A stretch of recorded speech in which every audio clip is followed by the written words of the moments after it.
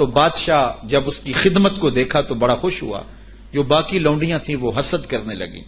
ایک دن انہوں نے بادشاہ کے دربار سے، بادشاہ کے گھر سے چوری کر کے زیور ایسی جگہ پہ چھپا دیے اور اس پہ الزام لگا دیا اور پھر برآمد بھی اس سے کروا دیے.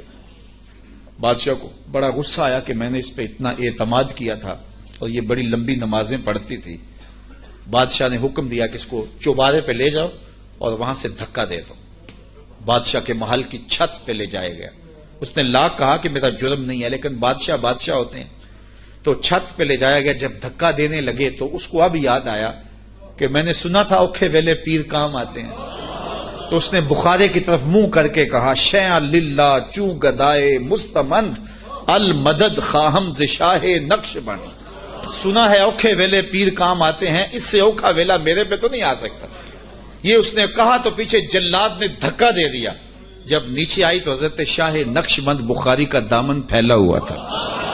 آپ نے آرام سے پکڑ کے نیچے رکھ دیا. تو اس نے حیرت سے پوچھا حضرت آپ کب آئے ہیں؟ تو شاہ نقش بند بخاری فرمانے لگے تو از چبارہ آمدی من از بخارا آمدم. تو چبارے سے چل پڑی تھی، میں بخارے سے چل پڑا. تو کہا حضرت آنکھ جھپکنے سے قبل. آج تم لوگ بھیک مانگتے پھر رہے ہو مجھ سے. دیکھیں وہ بریلوی علماء جنہوں نے گستاخی کے نیزے کی نوک پہ رکھا ہوا تھا ہر فرقے کو، آج مجھ سے بھیک مانگ رہے ہیں کہ انجینئر صاحب ہمیں ختم نبوت کا منکر کہتے ہیں، انجینئر صاحب کہتے ہیں ہمارا کلمہ الگ ہے، انجینئر صاحب ہمارے بزرگوں کو گستاخ رسول کہتے ہیں. کتنے ڈیفینسو بورڈ میں چلے گئے ہیں. جن کو آپ قرآن بخاری مسلم سے حوالہ دیں تو وہ سنتے ہی کہتے تھے نجدی، وہابی، انگریزوں کے ایجنٹ، گستاخ رسول. یہ ساری ادبی گالیاں انہوں نے رکھی ہوئی تھیں.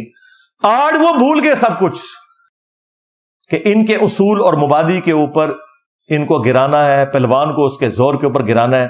انہوں نے ہر بات کے اوپر گستاخی کی رٹ لگائی ہے. تو پھر میں انہیں بتاؤں کہ گستاخیاں تو تمہارے بزرگ کر کے گئے ہیں. تم لوگ کس منہ سے آ کے آج ہمیں یہ سمجھاؤ گے کہ دین کیا ہے؟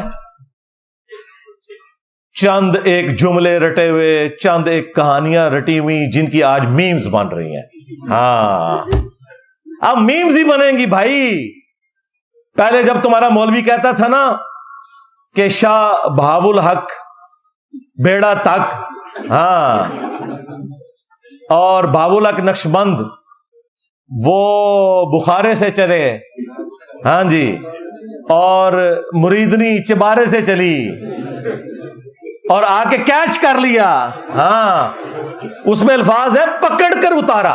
ہاں حضرت شاہ نقش بند بخاری علیہ رحمہ نقش بندیوں کے امام ہیں.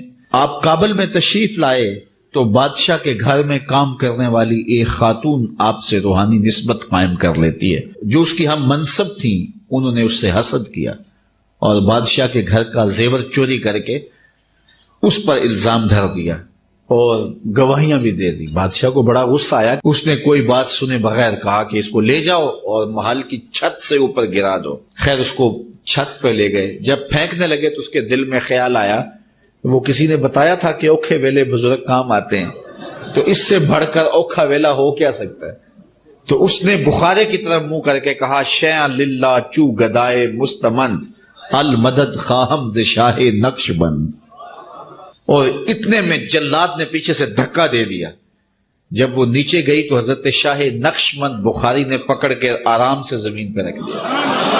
تو حیرت زدہ ہوگی حضرت آپ کب آئے تھے؟ کہا تو از چبارہ آمدی من از بخارا آمدم. تو چبارے سے چل پڑی تھی، میں بخارے سے چل پڑا.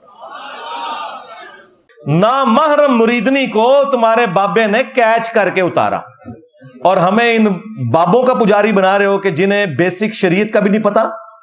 کل تک یہ کرامت بنا کے پیش کرتے تھے، آج پھر میم بنے گی.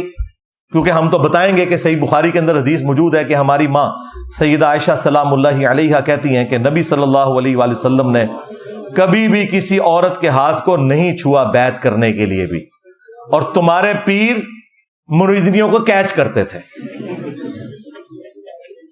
اور تم ہمیں یہ بتاتے ہو یہ بزرگان دین جو ہے نبی علیہ السلام کے راستے کے اوپر تھے. یہ راستے پہ وہ چل رہے تھے.